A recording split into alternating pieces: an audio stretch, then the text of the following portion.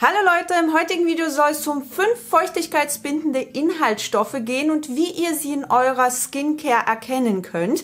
Bleibt unbedingt bis zum Schluss dran, denn dann könnt ihr nämlich nochmal euer Wissen in einem kleinen Quiz überprüfen. Dass unsere Haut permanent Feuchtigkeit verliert, ist relativ normal und nennt sich transepidermaler Wasserverlust, kurz TEWL, und je nach Bedingungen gibt sie pro Tag 300 bis 400 Milliliter Flüssigkeit an die Umgebung ab. Je nach Hautzustand kann dieser Wasserverlust jedoch stärker ausfallen, was man auch anhand dieser Diagramme ganz gut erkennen kann. Diagramm A zeigt deutlich, dass selbst unverletzte, atopische, also neurodermitische Haut einen erhöhten TEWL im Vergleich zu gesunder Haut aufweist. Ähnlich sieht es mit der Hydrierung aus, denn der Hautleitwert hier im rechten Diagramm zu sehen, ist bei gesunder Haut deutlich höher als bei atopischen Hautzuständen, was auf eine bessere Hautdurchfeuchtung hinweist. Sobald die Hautdurchfeuchtung ein relativ niedriges Niveau erreicht, kann das zu einer Fehlfunktion der enzymatischen Zellabstoßung führen, was wiederum zu einer schuppigeren, rissigeren, weniger geschmeidigen und auch weniger prallen Haut beiträgt. Nun gibt es natürlich unterschiedlichste Wege, die Hautfeuchtigkeit zu verbessern. Es gibt jedoch nicht den einen Weg, denn da spielen unfassbar viele Faktoren mit rein, wie zum Beispiel äußere Faktoren, aber auch innere Befindlichkeiten, der Lebensstil, die Ernährung und so weiter und so fort. Ich werde mich aber hier hauptsächlich auf den äußeren Faktor Hautpflege konzentrieren, denn damit kann man auch schon einiges verbessern.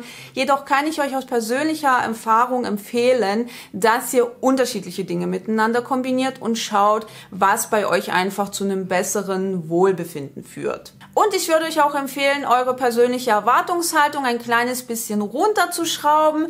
Klar kann man mit Hautpflege und Ernährung einiges rausholen bzw. verbessern, aber auch das alles hat seine Grenzen, die wir einfach anerkennen sollten. In Bezug auf Skincare, und da wiederhole ich mich wahrscheinlich schon zum 1000. Mal, spielt selbstverständlich die Reinigung eine große Rolle, da sie unsere Haut arg strapaziert, weil sie die natürlichen Feuchthaltefaktoren aus der Haut rausspült und natürlich auch die Lipide entfernt.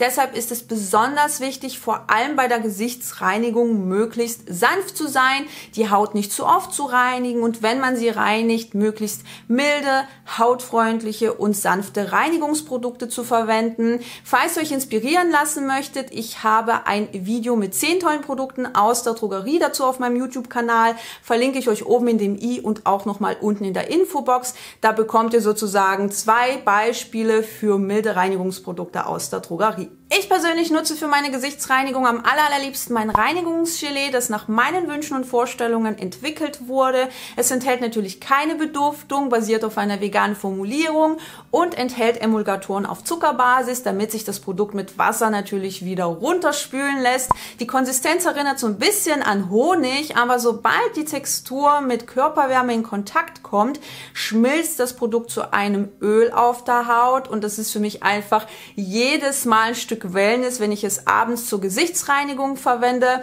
Falls ihr Interesse daran haben solltet, ich verlinke euch das Produkt oben in dem i und auch unten nochmal in der Infobox. In diesem Zusammenhang ist es natürlich auch erwähnenswert, die Hautbarriere nicht zu vernachlässigen, denn wenn diese voll funktionsfähig ist, dann verliert die Haut auch tendenziell weniger Feuchtigkeit. Falls ihr so ein Video auch zu barrierestärkenden Inhaltsstoffen haben möchtet, dann schreibt es doch gern unten in die Kommentare.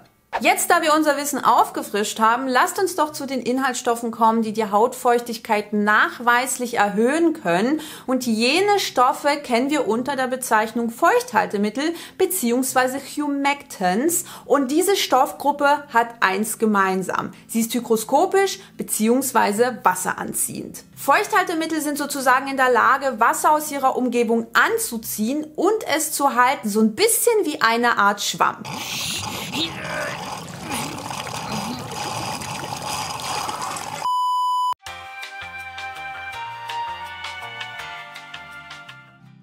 Eins der wohl bekanntesten Feuchthaltemittel ist Glycerin. Es ist nicht nur extrem vielseitig, sondern auch sehr gut hautverträglich. Außerdem sorgt es sogar dafür, dass die Lipide in unserer Haut geschmeidig bleiben und so die Barrierefunktion der Haut gefördert wird. Ihr könnt es in etlichen Hautpflegeprodukten entdecken und es wird in den meisten Fällen bis zu einer maximalen Einsatzkonzentration von 10% verwendet.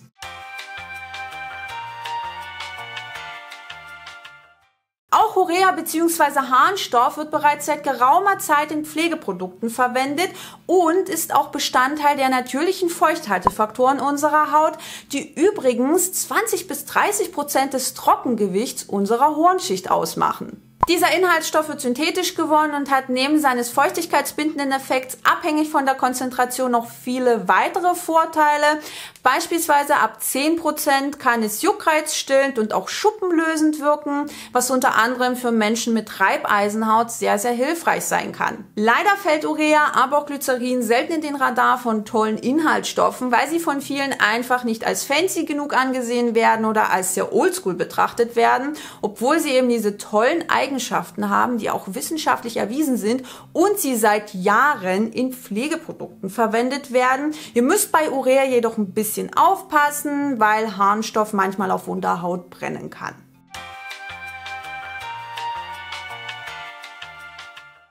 Ectoin wird fermentativ gewonnen und hat nicht nur hygroskopische Eigenschaften, sondern kann auch einen positiven Effekt auf die Hautregeneration haben und zellschützend wirken.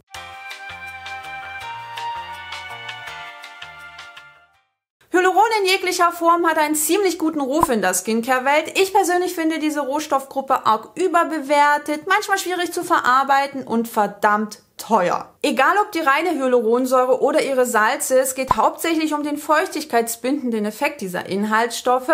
Ein Video zu den unterschiedlichen Formen des Hyalurons in Hautpflegeprodukten ist bereits in Planung. Bis dahin würde ich euch tatsächlich empfehlen, nicht zu viel von euren Hautpflegeprodukten mit Hyaluron zu erwarten.